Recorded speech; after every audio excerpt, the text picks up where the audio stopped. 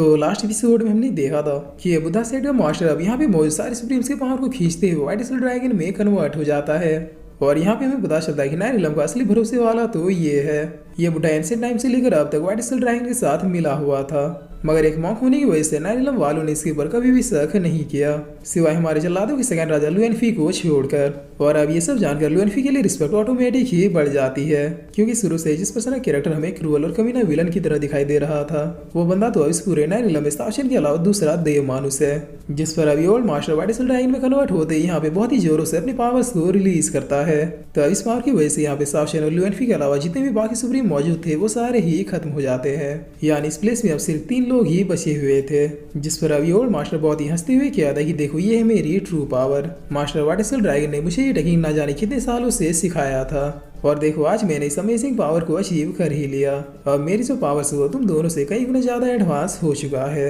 मेरे human form की सारी इंजरी, सारी कल्टिवेशन रिकवर हो गई। इतना ही नहीं, मेरी जो कल्टिवेशन इमॉर्टल रिलम के 5वें लेवल पे थी वो अब प्रमोट होकर सीधे इमॉर्टल रिलम के 7वें लेवल पे पहुंच चुकी है। अब ये ओल्ड मॉन्क तुम दोनों से एक एक चीज का हिसाब लेगा, चाहे तुम दोनों कितने पावरफुल क्यों ना हो, लेकिन अब मेरे स्वरूप के सामने टिक पाना तुम दोनों के लिए असंभव है। ये बॉडी जो देख रहे हो ये वाइट ड्रैगन के बोन से ही बनाई इनविंसिबल बॉडी है, जिसे हेवन की पावर भी एक खरोच तक नहीं मार सकती। और फिर ओल्ड मैन कहता है कि वेल तुम दोनों ने इस पूरे नायरिलम में अच्छी खासी रेपुटेशन क्रिएट की है, इसीलिए मैं तुम दोनों को अभी भी एक चांस देता हूँ, मेरे साथ मिल जाओ। तब इसकी इतनी बकवास सुन के सावशन अब लुएनफी की ओर देखता है, जिस पर लुएनफी भी बिना कुछ बोले अब सावशन की ओर देखता है। और देखते ही ये दोनों भाई बिना किसी देरी के इस ओल्ड मास्टर को खत्म करने के लिए बढ़ जाते हैं, क्योंकि ये बैंगन का पकौड़ा तब से कुछ ज्यादा ही ज्ञान दे रहा था। जिस पर अब सावशन अपने हेवनली डस्ट फिस्ट का यूज करते हुए इसके ऊपर अपने अटैक को बरसा देता है, मगर इसके पास मौजूद ये वाइट ड्रैगन की बॉडी से अटैक को डॉज कर लेता है। तब देखते ही देखते सावशन का ये अटैक फेल हो जाता है, जिस पर ओल्ड मास्टर अपने ऑरा का यूज करते इन दोनों को बहुत ही दूर खदेड़ने लगता है, और मौका मिलते ही अपने डेंटिकल से लुएनफी के ऊपर अटैक भी कर देता है। लेकिन लुएनफी भी बस अपने एक हाथ का यूज करते हुए इस अटैक को बहुत ही आराम से रोक लेता है, मगर दूसरे पल झटका देखे ये ओल्ड मास्टर अपने डेंटिकल को लुएनफी के हाथों से छुड़वा लेता है। तब लुएनफी अब थोड़ा पीछे हटते हुए किया था कि मैंने ये एक्सपेक्ट नहीं किया था कि बस वाइट ड्रैगन के बोन से बना हुआ आर्मर इतना पावरफुल होगा। जिस पर अभी ओल्ड मास्टर बहुत ही हंसते हुए किया था कि क्या तुम दोनों की ट्रू पोटेंशियल यही है? ये कितने शर्म की बात है कि नायरिलम के 2 पावरफुल रूलर मेरे टेंटिकल्स को भी ब्रेक नहीं कर पा रहे। अब तो मुझे तुम दोनों को मारने में भी दया आ रही है।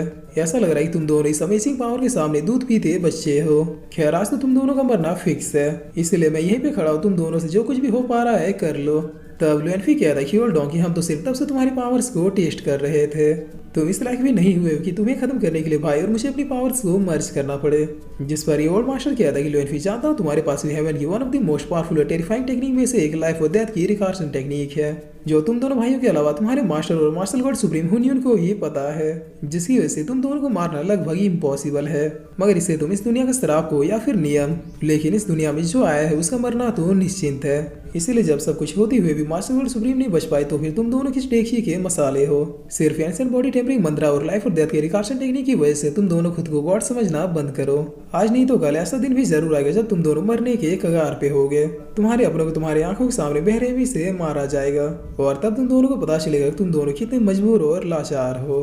तब ये सुनिए लुएनफी अब आगे बढ़ते हुए क्या था कि भाई प्लीज आप पीछे हट जाइए, थोड़ी पावर क्या मिल गई, ये बुढ़ा तो हमारे सामने कुछ ज्यादा ही बोल रहा है। इसे अब ये रियलाइज करवाना बहुत ही जरूरी है कि हेल के गॉड्स कभी मरते नहीं है। जिस पर अब सीरियस सिचुएशन इन दोनों भाइयों का बचपना यहीं पे शुरू हो जाता है। सावशन बहुत ही फनी तरीके से कहता है कि नहीं तुम पीछे हट जाओ, इसे मैं मारूंगा, तुमने एक बार पहले इसे बुढ़ा सेठ को खत्म किया है।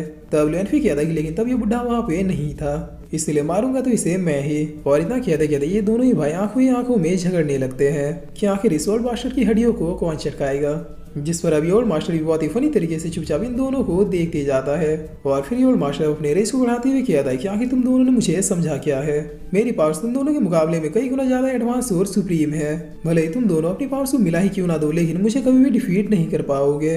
तब सावशन लुएनफी इस बात को सुनिए बहुत ही फनी तरीके से कहते हैं कि रियली। जिस पर अब सावशन सीरियस होते हुए कहता है कि ओल्ड मैन क्या तुम्हें सच में लगता है कि तुम्हारे पास ही मॉडर्न लम के 7वें लेवल की पावर्स है? मुझे तो ताजुब हो रहा है कि तुम्हें एंशिएंट सुप्रीम होकर इतने बड़े गधे कैसे हो सकते हो।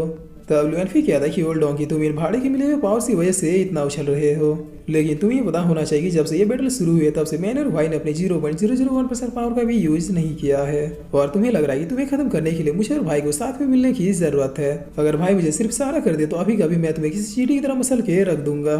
जिसे सुनिए ये ओल्ड मास्टर हंसते हुए कहता है कि लगता है तुम दोनों का ये एरोगेंटपना मरने के बाद ही खत्म होगा।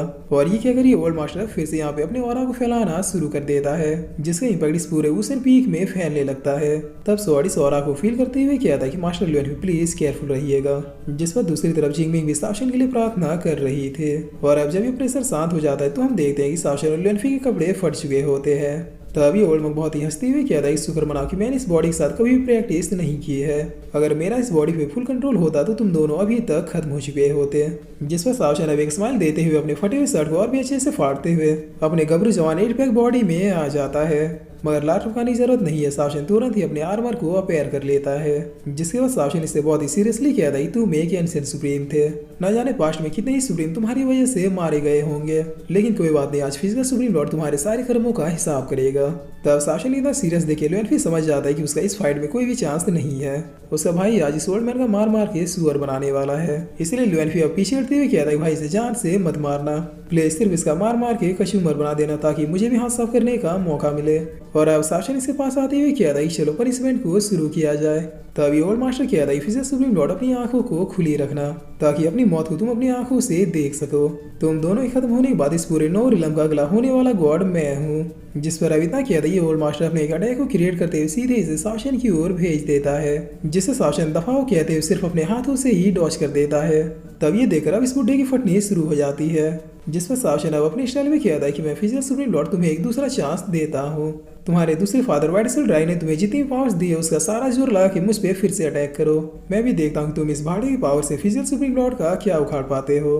तब इतना सुनते ही ओल्ड मास्टर बहुत ही फास्टली अपने टेंटिकल से सावशन को मारने की कोशिश करता है, लेकिन हद बेसर्मी तो यही कि सावशन को टच भी नहीं कर पाता। जिस पर अभी अचानक सावशन सामने अपेयर होते हुए किसी टाइप के स्पेल का यूज करने लगता है और इस स्पेल की हेल्प से सावशन इशार और किसी टाइप की शील्ड को क्रिएट कर देता है। जिसके बाद ही ओल्ड मैन किसी टाइप के मैजिक वेपन को अपेयर करते हुए कहता है कि फिजिकल सुप्रीम लॉर्ड ध्यान से देखो इस वेपन को, इसका नाम डीमन पिस्टल है।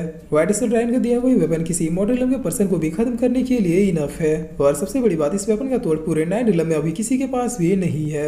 जिस पर अब इतना कहता है ओल्ड मास्टर इस वेपन को सीधे सावशन की ओर फेंक देता है और फिर जोरों शोर से अपने मंत्रों को पढ़ना शुरू कर देता है। तब इसके ऐसा करते ये वेपन अब बहुत ही जाइंट रूप लेने लगता है और फिर धीरे धीरे सीधे सावशन की ओर बढ़ जाता है। जिसे देखते हुए सावशन इस शील्ड के अंदर से अपने पंच से इस अटैक को रोकने की कोशिश करता है, मगर तभी इस वेपन के टॉप में कोई एंशिएंट बीस्ट अपेयर हो जाता है, जो देखने में तो काफी ज्यादा भयानक लग रहा था।